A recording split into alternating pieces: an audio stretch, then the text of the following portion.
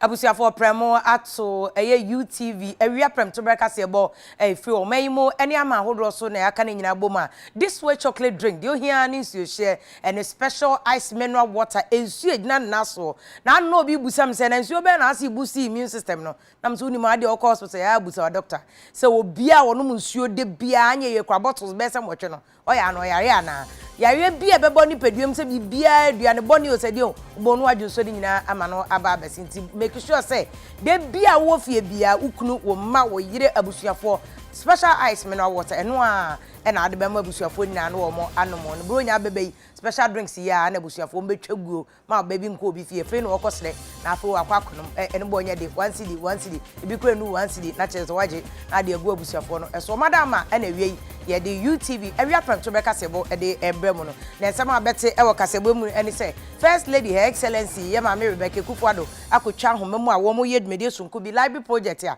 ebebo epagya homesua e wo omai munum so na ban ba ye ade ba ko MPP aye pa eni homesua free SHS edi mu akotene pa sanso na kasebo kro ya obeti say COVID-19 testing device no ho asema aba no ukọ eye Kotoka International Airport ho nsema ba ho sika kra ye je kra kwakoye manso ne ye be komuni akoye akwakohwe nsema efiri mu aba ene de mpedifo ye ewo nsem no sa na kasebo kro ya ye do be ko amanone ame akwakohwe o mampani America mampani Donald Trump ya me amatu ni din kwadwo Trump se ono a said wo ye na ne ma ese kwadwofo nti kwadwo Trump se nya no krese esobo a democrat fo no me ade de bo no se obedi wo ma no so ama basa ye mra ye niso kese ekoso so no nya no kreda ite America fo democrat fo wo ma so ma fofo mo fa nkodo enye wono no so eno mo de ba we say wa we anadwi obetwiti wa wonti ase otumi ko shepo Ghana de se nya no fo kra president kwade won tan twiti we ni nsem bebre ye kabo ma UTV awia kasebo ye ni nyina ebeso mo ne ye ni nyina ho nsem ato edwam ya kasebo no ase ewo kasebo no emu na me amede kasebo ebremu eye vim lady Afia Pokua ya kasebo na ase de ane ye Ghana oba apani a woda o mayi ano a esanso wo no ware Ghana o mampani ye is excellency na na dodan ko Kufuado nti eno no baba be Ghana ba apani no na ye ma me Rebecca Kufuado akọ edwumede sonku bi a watwa homa mu amo ma sha ase a chese wo mu esi library no me ade unim sa de pa akọ eda ye ma me Rebecca Kufuado na MPP aban kuma so ene so obetimi pagya homa sua mare o masua no etimi akọ ani mu sasa aban kire mu a ade pa akọ ebetimi ama esikafo ne ahiafo nyina ye ba akọ ene homa sua na free SHS so MPP buy no mo de buy nti library ka ho a na be ma ni nyina abo ano edimu Batakenkan wanyanimdie eno enti na Ghana ba panyi Mama Rebecca Kufuado ede aso abofom wo insake na basic school e no ga West Mexico pon assembly wonkran ye ba basic library ede ama enkoda no ode aso bofom no kasache se Ghana ban akoma so ade ne so behwe aboa ma Ghana ngumesua ayeyie enti atwa fata se Ghana fo yetan wo chitu ababiem ede ma omampanyi wo fa akonya ne so ema opanyi na wo gine MPP amayikuna nemu e wo amasama na batro mbesua ne so da no wadi ede che na nanom ene omamfo. Today, we can truly say free senior high school education has come to stay. Many of our children are benefiting from this progressive policy. Enrollment for SHS has increased since its inception.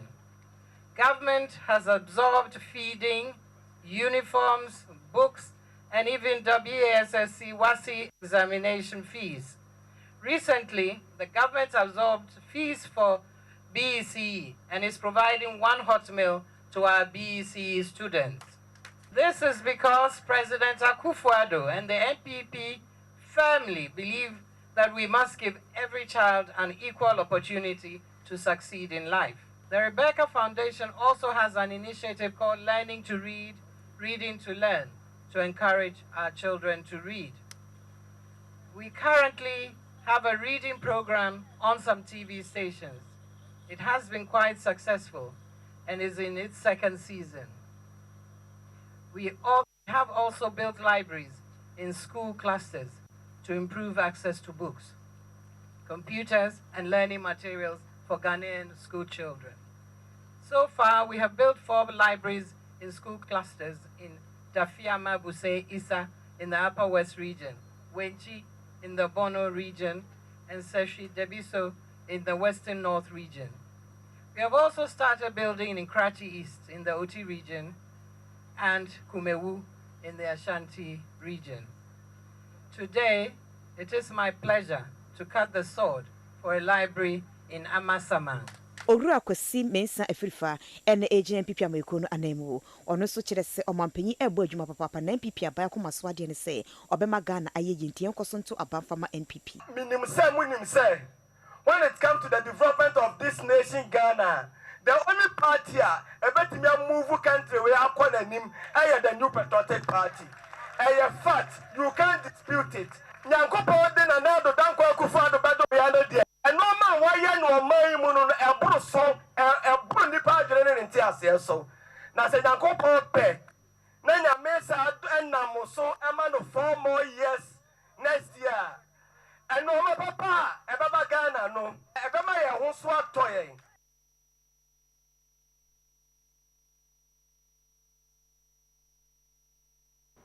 Yefi Ghana ba penny ho ne yansan ko ba penny foforo ukaya NDC amanyeko National Democratic Congress esan se beto abenti o man penny dada mahama his excellency se wayi onipa foforo ya wone ne ebeko oyiye maame prof J na no pokwadima no kwa probo ya prof na no pokwadima se ma ode atodwa ne se NDC aye krado so obehwe so obeboa ma Ghana etumi akona nu ade ba ko a ni edi kan kra wo so wo ye so mtumi gitumi no efri MPP fo na ne ya ejapa wo mo chem wo mu hu sa ne mani nyina no betwemo ne mo mbaji Ghana man no esi eye fapem papa betimi aboa ama mato enhia edi aguso no na pobo no akwa se ye awa so bibia ni ho ne ye maame prof J na no pokwadima din cheche mutu dwa se wo mo ame anya ba no efri MPP for emra NDC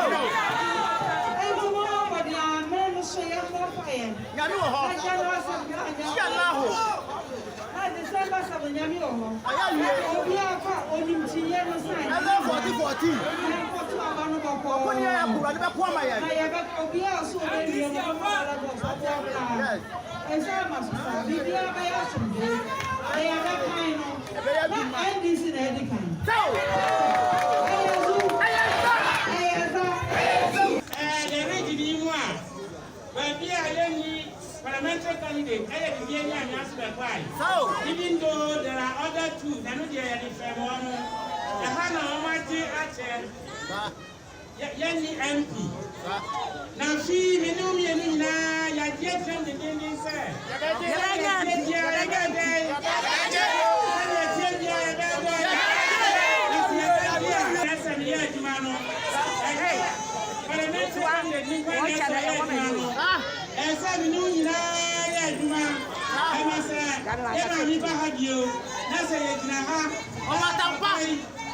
Parliamentary candidate.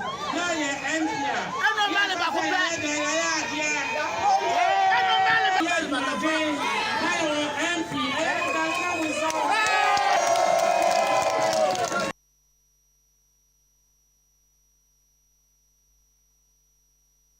abusiafo ne yeto akase ebo no eso ma memfa nkwa to emantem na manso asi ewo eye nkro no ba akoso ye edom pempepesa ye wo takwansuayem empotem won mama abadane asem de yetia ne se empanifo bi omio posifo so wo court order court nkrata ye che so ohene a wote akonwa so wosa kro no ede dom pempepesa no enye ono na esefata so wotena akonwa no so ene wo tabiri court order no wo fa nkofo di wo machi na gade wo tisi group sometime womu duru won ma ene womu bowura ahimfio no ohene woyi o nana yesi yemetu nana yesi ensefo nana say hey who say you should serve me or say ensefo ana nana so won tiase won de won sanka kotoda chese mempre ne chese ten ye tututuo ni ade enipa be se aduotwe ene ya cheche o ma chese amakrom wonum de adane ebutu UTV kase bone nana wote akonwa so wo so won sem fatenti wo mu tu na de so wo de court order na banana na so se de be styria wo so abrobo wotim de otim won no di ade no ye ne twetwe nkomode na cheche mu ni ade a police for ndaya me no ha mini we kan ha na Midday Pinto Hospital wono hi krata no mo debra me no ha ni krata kro ha krata on the Pinto Hospital ne say ha amo apply se mi mfra himfia hi mi hu krata ne da ha mo tutu tie ga tin wi am kwa Pinto Hospital wono hi na mo de krata ne bra me hi malaya for ko we na krate kura mu nyina de court kani ha me ko ya search de court kani ha de court kani mi ne we ka hai monia police for de di mi no ha ani mejo for mi ne we ka hai beja mi hu say no hene afri tokuro mu ahwefom nti ohwe ase no na ye peja no nti e peja na press ni tretena ba ko o se mi hu so hene ni aka mi shutu no enti me ka se owura enti hini na wo ba be kuni no wo me na me da me ho ne ya de hene koye na na yero su fi tokrom shifom na ni su brino enti Hans Coffee no bo ma de yi ntoma ya ma ne ba no so ne ya de atum ni ya so ya ma ne ba no so ne ya de atum ni ya so enti sa Paris ni de mo ja Paris fu ne ba me so ni sekom ade na akire mo na mi wo ho kwani si ye no nwu se wodija atuna na da ni mu ntena na yeboa ma woso na na yi ni mo na kwa nti abra memesi nkwantana wosa memekọ no na mu se aka watu duka etu nti mu se watu no me de baba de mahu nti me adwon se me guide no na de na kokọ she ma dom na de ewo no na mu se baba na adan baba na abo nti baba na bom dan so man tiam ma ahwe nti me frɛ me brother se adan otu na watu no baba bi adan aka me to mo na fam kọ hospital nti ho na na de mirika sa nti mo ponya ka enya hwe nti na na de mirika de kọ dompim ya di dompim waso ontum ya dan wonhwe nti efa nkota kwa etakwa so ontum ya dan odu ar ontum ya nti efa nkọ new one nti de kọ new one san mojan do ya no me de manya ni cause na ho me nso ya dan asinti kwa fa MC na me de no kọ duka fie omoto to tia gas boy pa jato bro me ni MC afa obi ya no se Hans Coffee nua ba na ọkọ nti montake no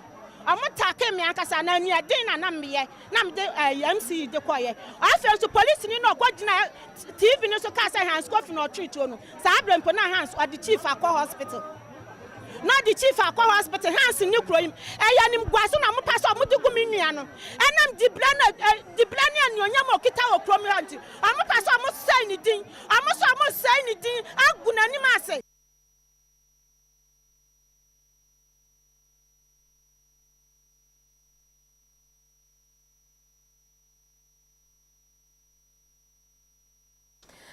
absafo ye free eye atoemantem takwansuye ma bato mpeso ne so na fe yemra enkrahan na asem de mu orem ti regional police command yesema asem we de oso mtumi ye press conference am kirem de enti ahemfie pe tumi twaje tumu na ekoba ni sei no ohini mua ohini ti chese hu ichemu no ohini bonani ne wo su mi hu bia bakosem da so ohini pa tumi gina bedwom no osu na chese asem no emu owerem papa yesre we mu hwe na mansan ko fantokwa bia mekan ansa na abato no krad nasem enso abeye so yenko eye food and drugs authority unim say covid-19 baye Ghana fo suro pa ne yekọ enim say Dabra airport o mampani ko mie na na o mampani ye fellow Ghanaians en wode betu dwane wa wo hwe o mampani shirt ya no wo hye dimu pa wo say ahokyere beba nanso opeba esuo beto these two shall pass omampani ntuma no na asechire no na these two shall pass in na testing kit ya eno so yase wudu airport on ma ye test wo enkrofo ne nam aka yese nkonkonsa kwa Ghana for the Kenya asasem ayempe eji se nkonkonsa nko a ene yepe ena nkrofo nam no mo ka na FDA so nye no kre nti yanko Food and Drugs Authority wom na check nsemi say eba na testing kit mfidie no kra wom na be kire se de ebe ye no wom na omnuanom eye standard authority yera kakari boaten eno opani kase a wona head of laboratory Food and Drugs Authority opani boaten we ye mo ha mo akwa aba me Josephine no opani say de make na aka ne yese ne de ekoso pa enkwofo se testing kit ne nye na mo ahye da akofa abre yese ye na aha opani point of correction enye kit a device. Into kit ni device on so ya be na wom. Kit no na won say o ka se bia onya mal IDT rapid diagnostic test ke ya the panel wo near the moja e bia ni atumoja near the asom ni a shake near the ato then bia 10-15 minutes now the we near say line e pia na said them.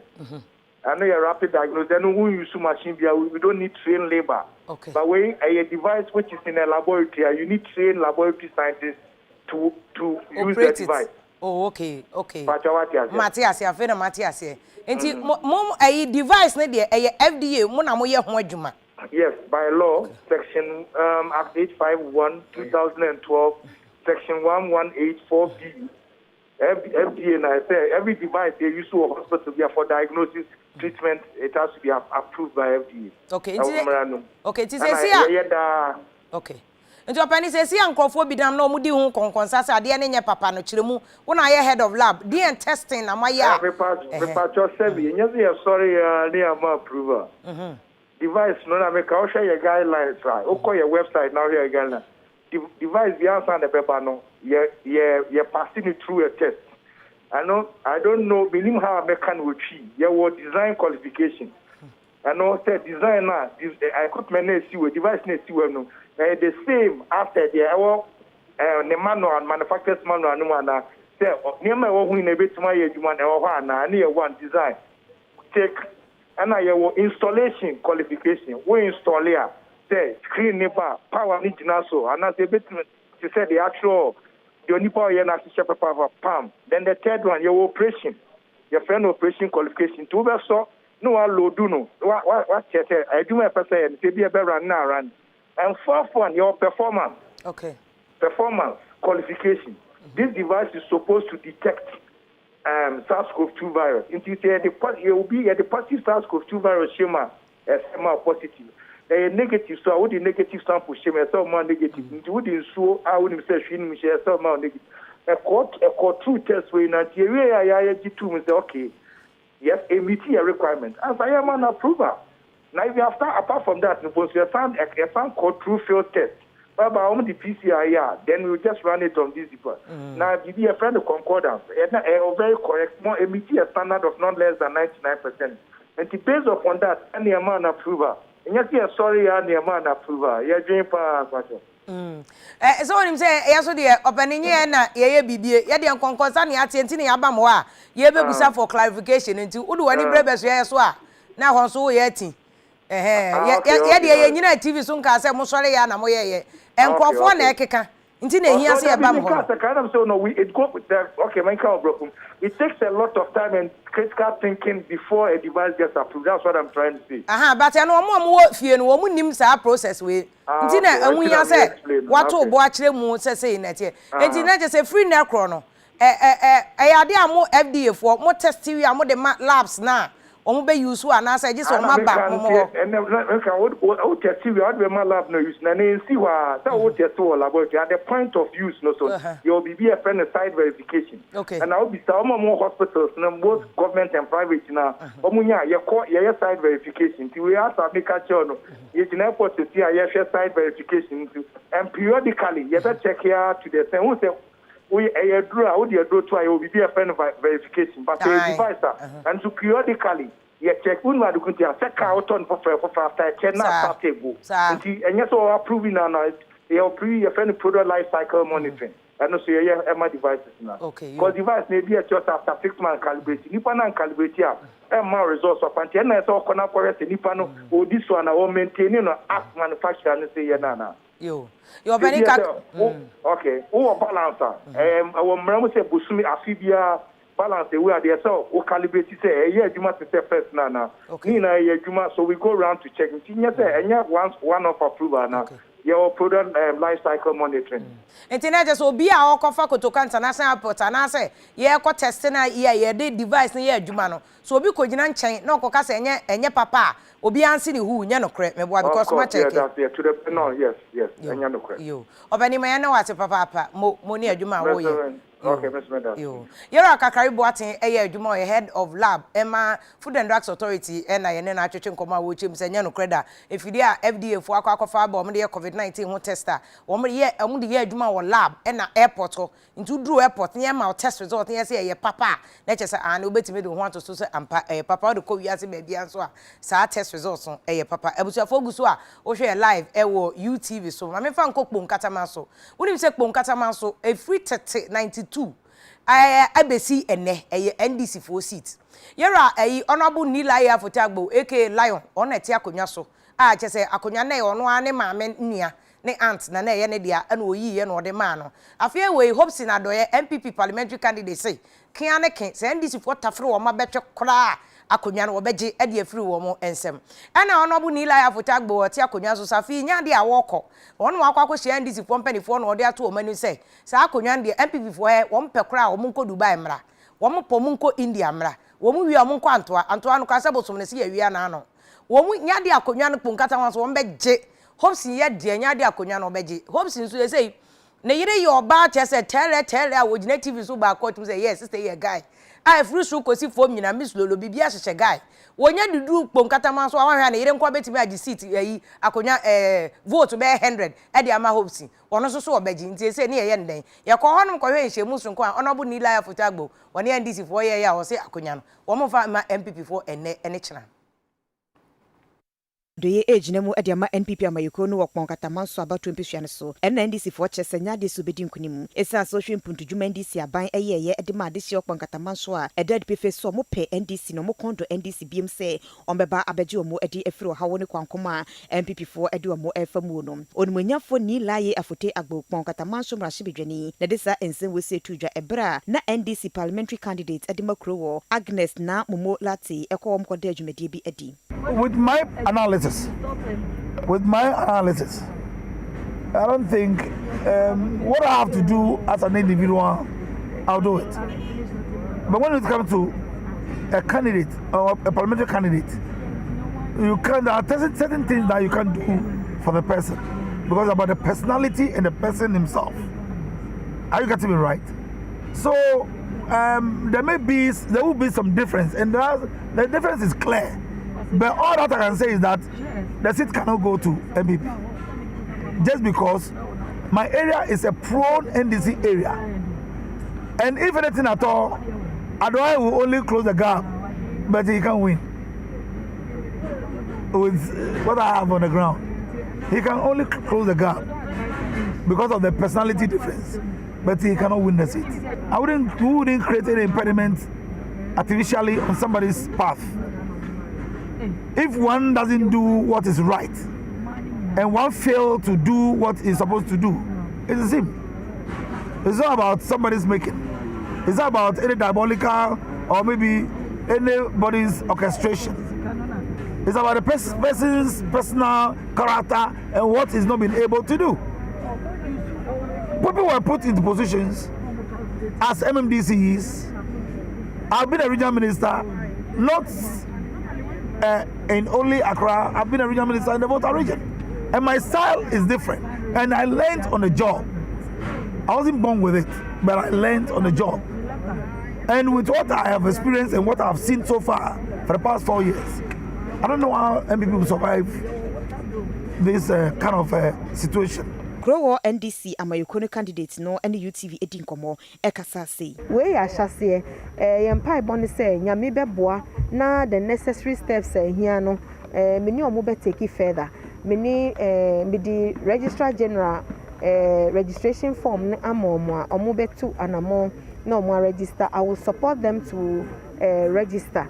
Aside that, no other opportunities ebeba say omo ye professional artisans no omo betimi take advantage of say training, capacity building na ni ama tools omo hia di ye adwuma no me so mebo omo na omo aye sebio meka say oboa artisans and say mechanics and afitafo kra enye omo kwa na wabo omo ba wo so waboa wo ho because it has to do with your safety and security on our roads.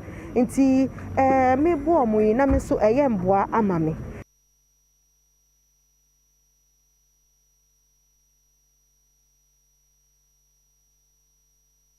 Abusia for Uguso I will share live on UTV Awia Prem to break about this special clay drink and a special ice mineral water the Roma and a decasiabono ebro yento aso no man pedi excellency nana adodan kwa ekufuado nkofo bonemrane ado gai ado premin ado yenye udeni uye boy wakon from mountain unim so man pedi so akandada se water region for do me and guess and which is wo be call de bia kra no benya water region for and this for sunkra e bucket ma wo be call de bia wasan ko bio akwa mejofe and wa kira mejofe for say wasre wo mu pa and this for ni pa bon for onim nkofo bi asomasi wo mu wo mu din wo mu soye no wo mu ba water region say ana MPP for na emo ye chabalistic no so obi a be ye na water region for na mu free ha na mu de mu nye we mu so wo mu boa memfi sankofo o mba na wo mu ye de Ediye mpa na omo ye ma fra mantamfo no na nado de waba a wo be ye bi ediye magana fo nyina onyi mu ewo ba bia wo mko so hwe no na fo wo mto aba no ema no.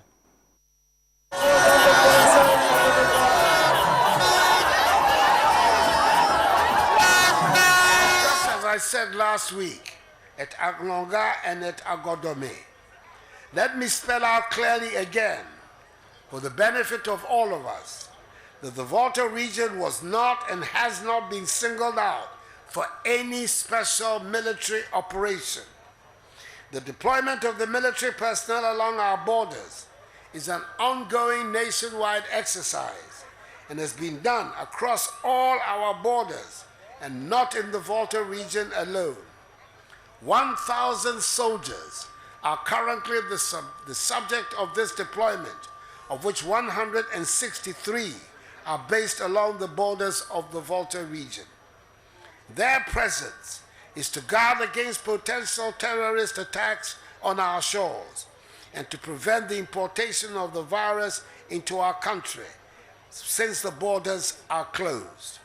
They have not been stationed at our borders to execute any political or ethnic agenda.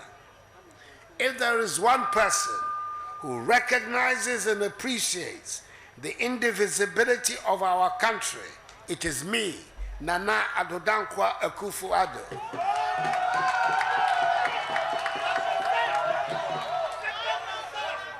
In my time as president, development has been distributed equitably to all parts of the country, and the impact of our policies has been felt by all.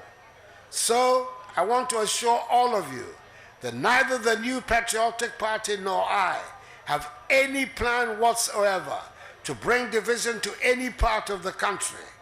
We do not have an ethnic agenda against any group or grouping in the country, and certainly we have no ethnic agenda against residents of the Volta region. No one who is committed to the Ghana project, as I am, can have an ethnic agenda.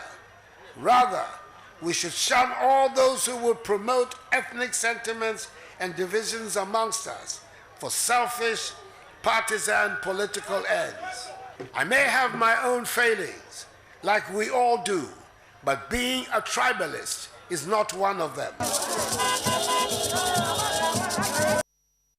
Omampeni na okosira ne mpenafo Volta region for na o kire mu se wono obetimi abanse o ye nipa ne ho nsinto ne mra o ye bebre ne mum pa so o ye obi a oyi mu se we ye akuapeni we ye asantini we ye achimni we ye we nipa de on de Allah onye bida enti ena nkrofo so de message abase be ya omampeni ya ukoye nkro to outdoor regions mu ana amabrofo na ba form na akokika se indivisibility Masha no man tiase dia no waka de kaneshi for man kan say the boy is going na me ga na ya na ye kra yen central photo de bia na hwehwe ya so e just ya akwa encyclopedia ansa na ya kai de na ado de nkekufu ado o kare ebusafo yen ko ensefu from omampani ya water region de waka so obewa awom ne de omampani excellence se obewa awom wakwa twa ahomamu ama water project nsuo ya awom ye no mensi awodo bebrebe enum na ni nyina awom hya se be tunsuo e de ama ye nuano ma wo from antem nyina na sa district ni Adaklu district wo mbenya bi Central Town North Town Adaklu anyigbe agoti maziofe ni nyina wo mbenya ensuo ano na hofuo so ebenya nsuo e de anom.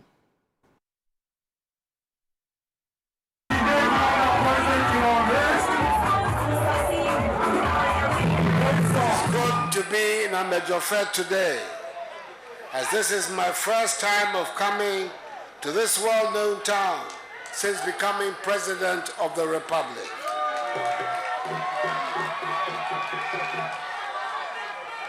And I'm honored by being the first President of the Fourth Republic to do so. I'm here to join the people of Amejofe, Ziope, Akpokope, Batume, Junction, Mache, Duro, Bogani, and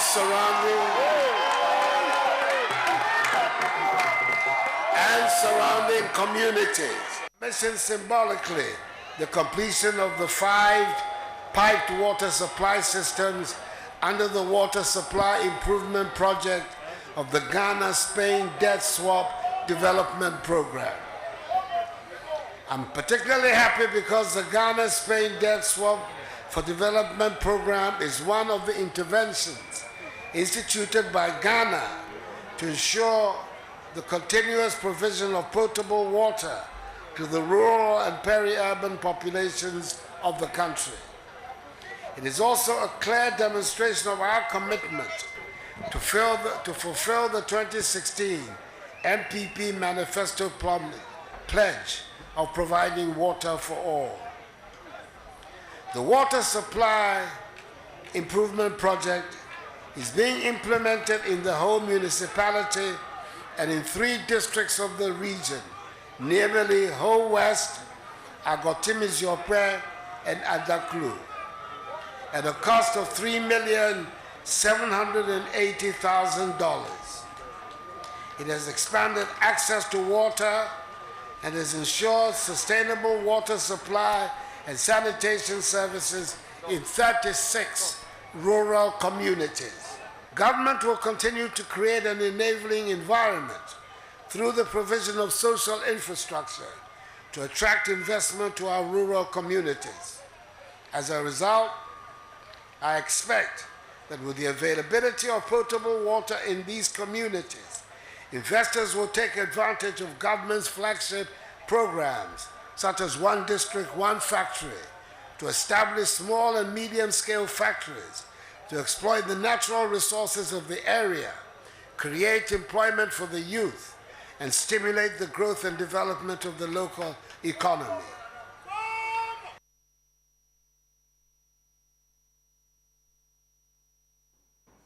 Abusafo ya da se oguso a wo hwe live e wo UTV area prem to breka se bo eso no omampani e na okọ na probo e wo eye from antwa kotutunsuo e de ama mensi mako enum e wo no hu sika nyina so 11.5 million euros ya Vienna aban ye Austria e no mde amagana yankom ya medium e wo tema wa wonim media born bofroted in tema guy ba kope uyi sack da bi mekra me guy e chen sack kra wontome manyini ke no kra so kakra entita mama nkwaze run about adwedifo de wo masem emi case no wo masem ne say wo masase a wo mete so wo mudi dwa wo mkoba aban ba aban mo obi esika so wo fa nto aduane ni wo fa hwe ne ma wo fa ntwe school fees mo obi a de aban de ma ya light eni nsuo no kra covid ama ka untwe obi aka ne eni nsuo wo mo yi wo madwuma kakra kra mo nkote a ni anala chief executive na wo na tema oda no waton asase ne kakra e de ama enyu obi a o nye eyi ho ahwani UK ni ana America ni waton ma China fo ya kofa bae covid bebe nyina China fo na kofa ba waton de amomu ana adwedifo so wo mte ase da sanse sebe wo momfo ma no enkopembo moja ba wo matafe emma so wo mo ne UTV etwetwe nkomo e de mu ncheche mu tudwa the campo no Apria and Womujam. And then who said they have come to put these shops over here. I want with their renting. They are renting the shops at $500 a month. And what you know, any who said there be and you know I'm going to mention us, and you started saying you know I'm a di home and come on. You call TMA, you call TDC, you call Tema MP, Tema East MP Ho, Nina Uncle Siaga. Near who you so almost started say 1 to 2 form. ABC Abrosign Air shops. And don't you reputation come at TDC for any TMA, and yeah, ma copy to Titus Glover. Nina, Chino, 1 man die last week, and almost started say 1 more back. No one by ABC stores in Ibio. And don't you yes, say, I'm here. Now, your mama and your store here in Asia. Yeah, you mentioned our best say. If it's a Chinese, you know, want Musha Ashaman, Musha Shamana, Juma Wamudi or her, Aya Shama Mono. They even sell as much as broom, kura, one ton be or prior, 1 ton be or, and don't you know me a slam baby. Yeah, how we say China for Baby shop every and some. I was has some by a market, Siena, and Suya inside her. I'm on my ATM penny or yam penny. As if for your cry and tired the other. Now, one sound of Chinese if I some women is also. Now, you better I thought, dear, at the end of the day, so more Baba Jessica, and I'm buying an uncle for the way as Rawo. Oh, my so frozen, who am It's a green belt from Harbour all the way to motorway roundabout. It's a green belt, 50 meters, reserved for a purpose. So, if you allow a Chinese or somebody to construct, to breach the rules or plan things, after 50 years, after we are gone, and if the government wants to expand the road, is the government going to use hard-earned taxpayers' money to compensate? Doesn't break the rules. Why? Baby on basis to an yes, sir.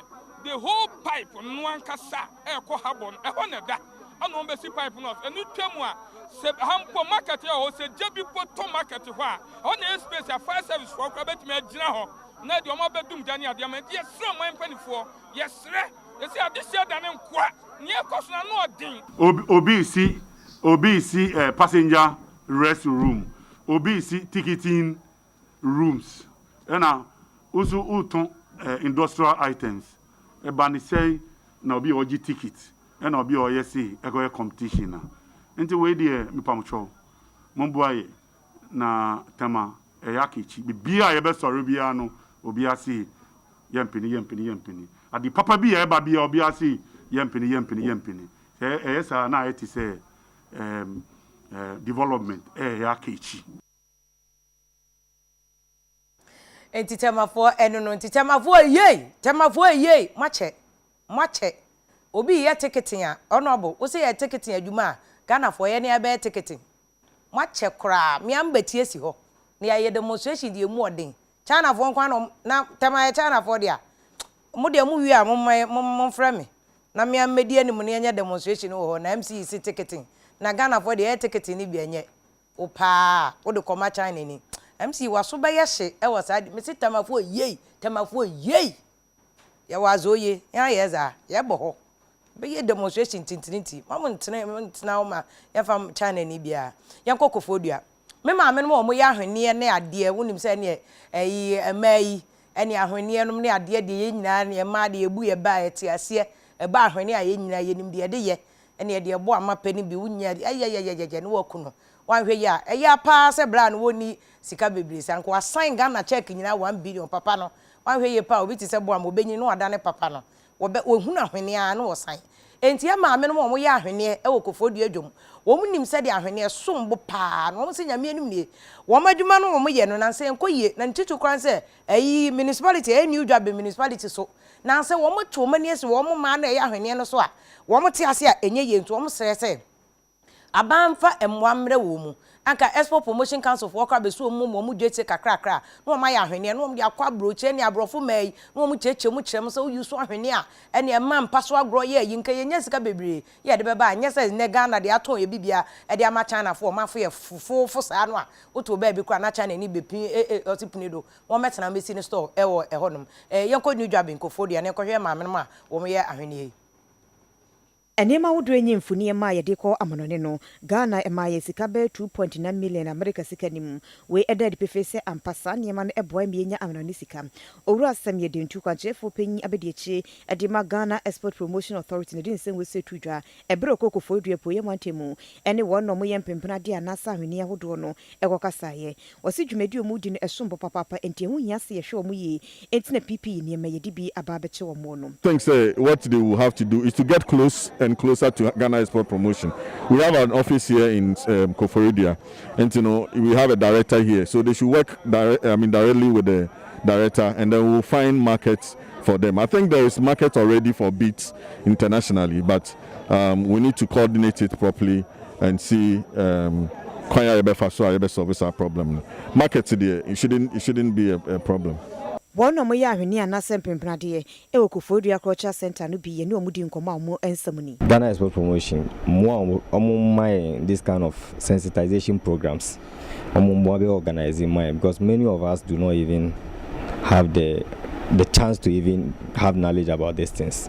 Because majority I can be brief like sorry to say village.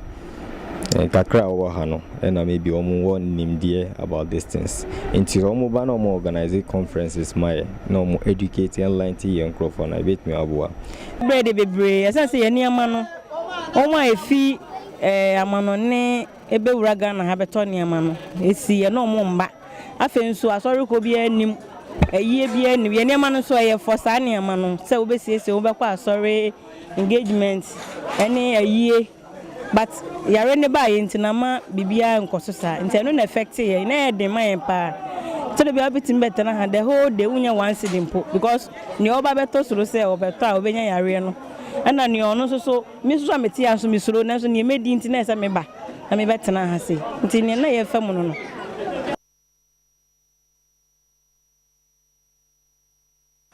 Abutafo oguso awo here live ewo UTV so na tema semia no bia send message say tema no akra no football park na e wotema omo tonton say kane ananka obehwe Danielado Sebastian Bans ene players akese na Steven Apia akra na yire wo befa ne tema no ware no ene wode ne ko nka footballers ake Shamo Leda wo nyina tema Newton say parks nyina yaton ena boys nyina omo de adane wi shares a omo hyi wi a omo de akotena studio kewa na ehunu amane ene kewa ise kewa music o ma share no de rap because edwuma bi anytime enti mutonton asase na aka no a vim lady mi amelidi my demonstration mo ma boys na hye saa ya moye boys na ma tema ho say wo mo me hye saa free saa tonton asase de aka ma China for obi message a wa send no enti vim lady me I concur I support the person inti ya no yentoa ensem no so amefa nko ensem from ne ko ensem from Zoom Lion e na wo mo ayese aban hyehyɛ wo yese de be obetimi aboa ma ne ma bebra toto ye ntito ne ahonidie hu nsem no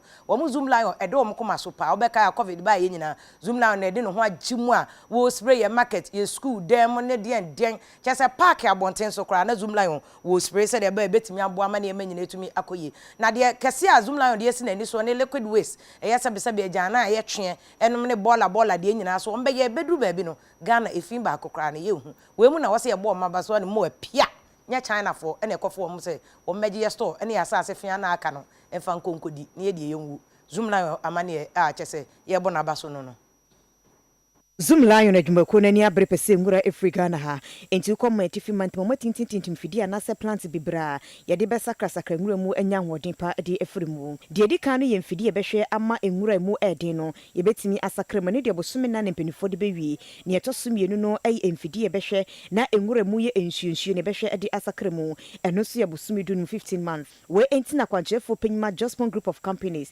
Dr. Joseph Sian Japan akoma etifi mantam so afo naso ene no akokasa edi afanwo wieye no okoche adagmon wura nso saying your enthronement to the highest throne it has brought peace to Dagbon. Dagbon, as we all know, was a place that when investors want to develop or want to come and invest, they were having uncertainty as to how best peace will be prevailed. Your Majesty, the Overlord of Dagbon, through your enthronement to this highest occupancy of the seat as Iana, has brought peace to Dagbon. And as a result of this, Zumu Lion want to pledge his commitment to every development that you have embarked on in the Dagbon land. Bring other development devoid of only waste, not only waste management, but will bring other development from all these countries. We inform our partners. And that is why, as you see our friends from Hungary, they are here. Your Majesty, we are humbly inviting, we are informing you that we are setting up a very big plant in Tamale as a recognition of your development agenda and your peace agenda that you have for Dagbon. Metifi Mantam Swafo no Edin Semse Etudra. Tackling sanitation falls directly in